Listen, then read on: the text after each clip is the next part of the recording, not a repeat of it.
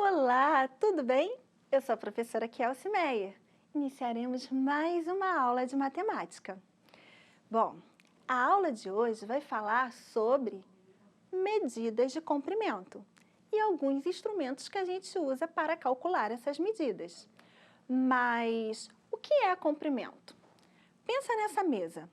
Comprimento é o tamanho de uma extremidade à outra. E como nós podemos calcular isso? É o que veremos. Antes da gente ver quais são os instrumentos que nós podemos usar para medir o comprimento, vamos pensar numa dúvida do seu Antônio, que é: como surgiram essas medidas? Bom, gente, obviamente, as primeiras medidas, elas foram calculadas com os próprios membros do corpo. Por exemplo, o palmo, a polegada, o passo, o pé. Certamente você já deve ter ouvido alguma vez sobre isso. Mas essas medidas são padronizadas? Por que hoje em dia a gente não usa mais essas medidas? Quer dizer, até usa a polegada, mas não aquela polegada que se usava inicialmente. Por quê? Cada pessoa tem um tamanho de mão, tem um tamanho de pé, tem um tamanho de passo. Então, ficava bem complicado para poder dizer exatamente quanto era o tamanho do que se estava medindo. A partir disso, houve uma convenção e denominou-se que o metro seria a principal unidade de medida. Claro, existem o metro, os seus múltiplos e os seus submúltiplos, mas ele é a principal. Então, nós veremos hoje sobre metro, quilômetro, centímetro e milímetro, que são as principais usadas. Só que eu acabei de falar sobre polegada. Certamente você já viu a sua televisão e quando a gente vai comprar, a gente compra por polegada. Por que ela ainda é usada? Houve uma padronização. Cada polegada equivale a 2,54 centímetros. Então, quando a gente fala de polegada, a gente não está falando daquela polegada de antigamente. A gente está falando de algo que também foi padronizado junto com o metro. Então, como eu falei de medidas, nós veremos agora alguns instrumentos para realizar essas medições. Nós temos a trena, a fita métrica, o metro e a régua. Certamente você já viu algum desses objetos. A trena ela é utilizada para medidas grandes, como quilômetros. Por exemplo, medir o tamanho de um terreno, medir o tamanho de uma rua. Esse é um exemplo de trena, mas existem outros tipos de trena. Existe a trena eletrônica, existe uma trena que mede mais de 10 quilômetros, que aí tem um outro formato. Só estamos usando um formato porque são vários. O importante é você entender que a trena ela é utilizada para medidas grandes. Também temos, por exemplo, o metro. Esse é bastante utilizado numa obra. Eu quero calcular a altura de uma casa. Eu uso o quê? O metro. Com ele é possível saber também os centímetros. E a fita métrica? Todo mundo já foi, provavelmente, numa costureira para ajustar uma roupa. Então, a fita métrica ela serve para medir tamanho de um tecido, até mesmo para as medidas do seu corpo. E a régua? Essa aí, com certeza, é um dos objetos mais utilizados. Coloquei o livro porque ele é bem utilizado na escola. Serve para medir infinitas coisas. Por exemplo, eu tenho um lápis, quero saber o tamanho dele. Posso usar uma régua para medir. Eu tenho uma colher, também posso usar uma régua para medir.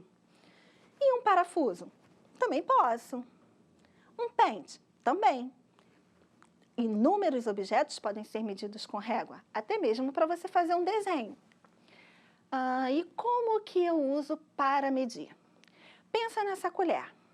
Olha, de uma extremidade à outra. Nesse caso, está indo do 0 ao 9. Cada unidade dessa é 1 centímetro. Então, essa colher mede exatamente 9 centímetros. E se eu quiser medir o parafuso? Usando essa régua como parâmetro, observe que está indo no 4,2. Entre o 4 e o 5, há vários tracinhos. Cada tracinho desse significa 1 milímetro. Então, eu posso dizer que esse parafuso é 4,2 centímetros ou fazer a transformação do centímetro para o milímetro multiplicando por 10, que é 42 milímetros. Por que eu multipliquei por 10? Porque sempre que eu quiser transformar de centímetro para milímetro, eu multiplico por 10. Então, nesse caso, eu posso dizer que o parafuso mede 4,2 centímetros ou 42 milímetros. Agora, já parou para pensar numa casa e na altura de uma pessoa? Se eu quiser medir a altura da casa ou a altura da pessoa, tem alguns instrumentos para isso. Todo mundo já deve ter ido numa farmácia ou num consultório e visto um instrumento desse tipo. O nome dele é estadiômetro. Ele mede a altura da pessoa em metros e centímetros. Como assim? Por exemplo, eu tenho aqui a altura desse rapaz, que é de 1,86 metros, o que equivale a 186 centímetros. Mas e se eu não tiver um estadiômetro? Eu também posso usar o metro como referência. Ou eu posso usar a fita métrica na minha casa. Tá, eu posso usar esses mesmos objetos para medir a altura da casa? Não, porque a casa ela é bem mais alta e esses objetos não são muito legais para isso. Portanto, o ideal é a gente usar a trena. Ao medir essa casa, nós vimos que ela tem 3,5 metros, o que equivale a 350 centímetros. Interessante esses instrumentos, né? E essas medições. Agora, vamos para algumas aplicações no dia a dia. Essas aplicações do dia a dia vão ter como personagem principal a Dona Maria. Observe os exemplos. Dona Maria foi ao armarinho da sua cidade comprar material para fazer 5 camisas. Cada camisa tem que gastar 90 centímetros de tecido, mas ela quer 5 camisas. Bom, se uma camisa são 90 centímetros, 5 camisas é 90 vezes 5. Então, ela vai precisar de 450 centímetros no total. Ela tem que comprar 450 centímetros de tecido. Mas, quando ela chegou lá na loja de tecido, a vendedora falou assim: quantos metros a senhora vai precisar? Ela ficou na maior dúvida. Vamos ajudar a Dona Maria a fazer essa conta. Pensa, ela tem a resposta em centímetro e ela quer passar essa resposta para metro. Como eu faço essa transformação? Pensando lá na tabelinha de unidades de medida, a distância entre o metro e o centímetro é de exatamente 2 casas. Mas eu estou voltando 2 casas. Se eu estou voltando 2 casas, quer dizer que eu tenho que pegar essa resposta em centímetros e dividir por 100. Porque toda vez que eu quiser passar de centímetro para metro, eu vou dividir por 100. Então, vamos para as informações que ela tem. 450 centímetros. Para transformar em metro, a gente vai dividir por 100, como acabamos de ver. Isso quer dizer que ela vai precisar de 4,5 metros de tecido. Ainda na loja de tecido, ela lembrou que precisa comprar tecido para cortina. Então, comprou 3 metros. Mas, quando chegou em casa, ela percebeu que a altura da casa é de 280 centímetros. Então, ela ficou na dúvida. Ai, será que eu comprei mais ou menos tecido do que eu preciso? Observe que ela comprou em metros e a altura da casa está em centímetros.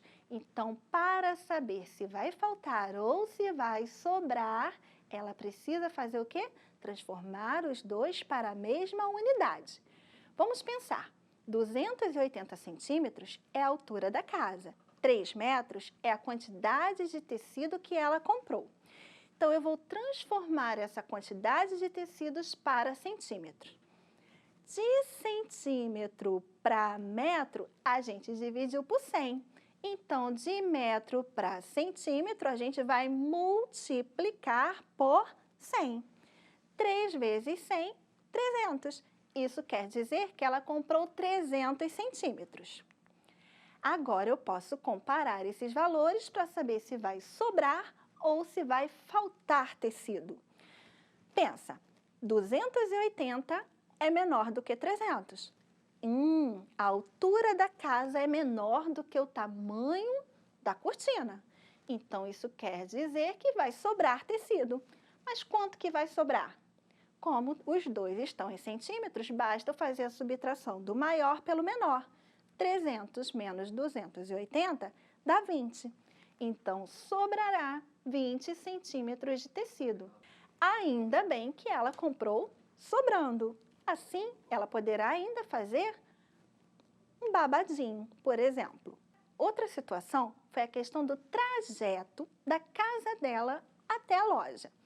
Bom, Dona Maria andou 3,5 km, mas ela percebeu que quando comprou tecido, ela comprou em metro. E aí ela pensou assim, eu quero transformar esses quilômetros em metros também. Como que eu faço isso? Olha, cada vez que eu tenho que transformar quilômetro para metro, basta eu multiplicar por 1000, porque 1 quilômetro equivale a 1000 metros.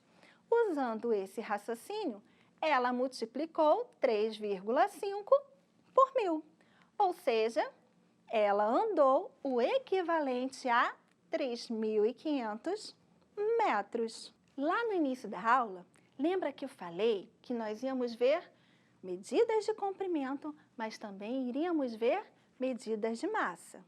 Já vimos todos os exemplos das medidas de comprimento. Agora, a Dona Maria foi ao supermercado e lá no supermercado a gente vai começar a analisar as medidas de massa. Observe, Dona Maria comprou um café e um açúcar. O café é de 500 gramas, o açúcar é de 1 quilo.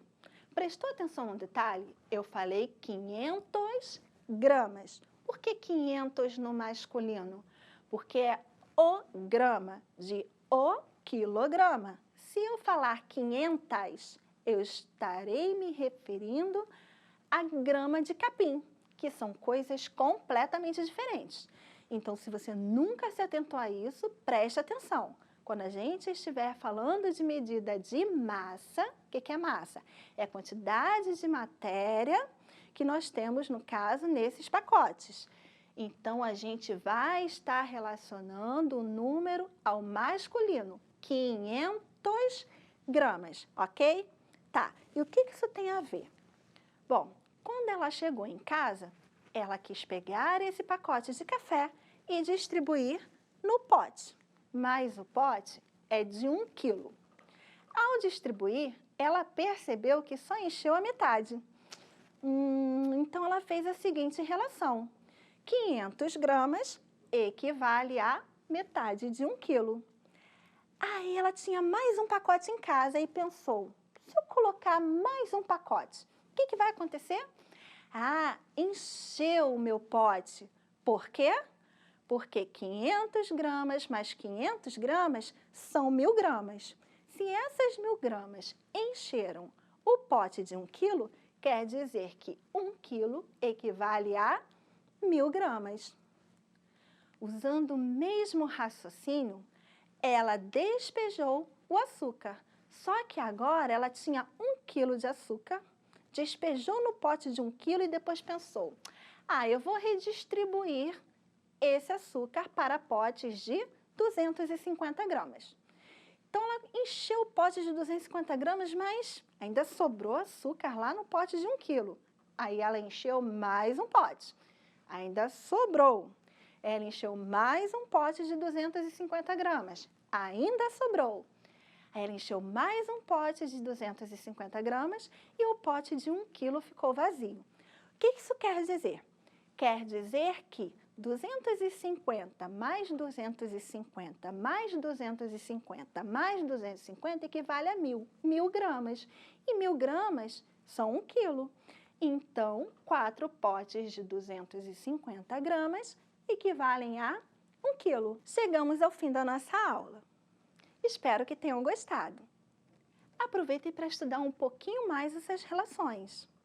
E também façam as experiências. É bem legal. Até a próxima. Tchau, tchau.